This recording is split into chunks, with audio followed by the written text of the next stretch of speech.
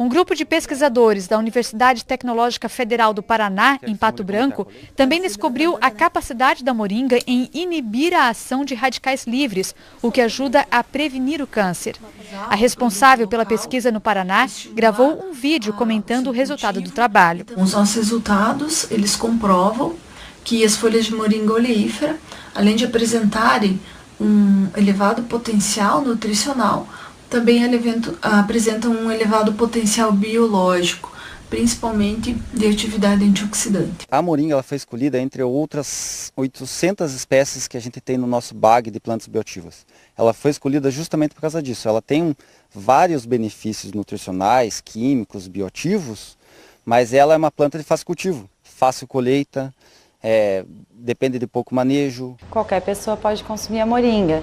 Ela tem uma quantidade de proteínas significativa e contém aminoácidos essenciais, que são 9 aminoácidos que o nosso organismo não produz, então a gente precisa consumir.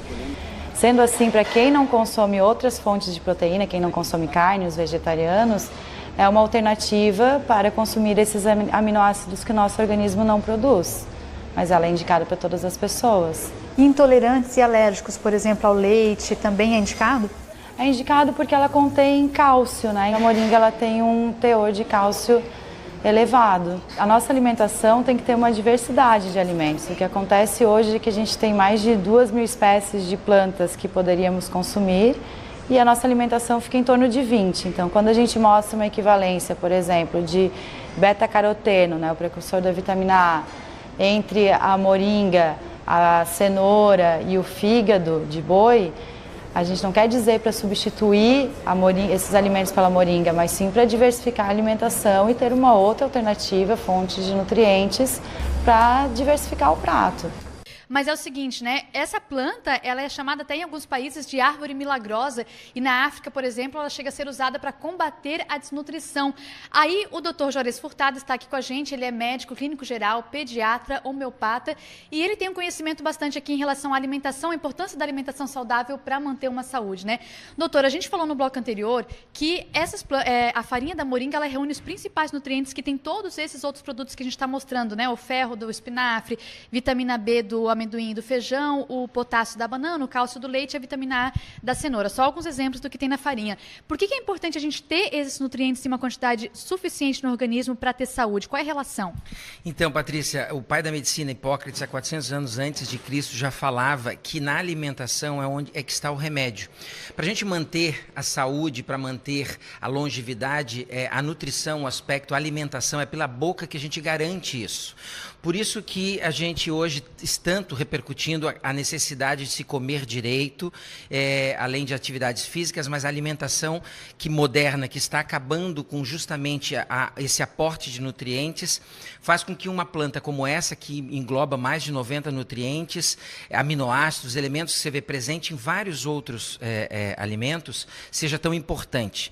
Então, como manutenção de saúde, o aspecto nutricional, um alimento, ele é fundamental e de boa qualidade como esse a gente tem que estar mostrando. E, doutor, também tem pesquisas que mostram que a farinha da moringa e até a folha também, ela tem uma importante capacidade de inibir radicais livres. Qual é a relação dessa característica com a saúde? Então, as principais funções que ela traz, além desses nutrientes todos que fazem com que a gente se nutra bem, é justamente o poder de ter mais de 30 antioxidantes. Quando a gente fala de radicais livres, a gente fala como se fosse um lixo metabólico, onde nós temos que lidar com isso.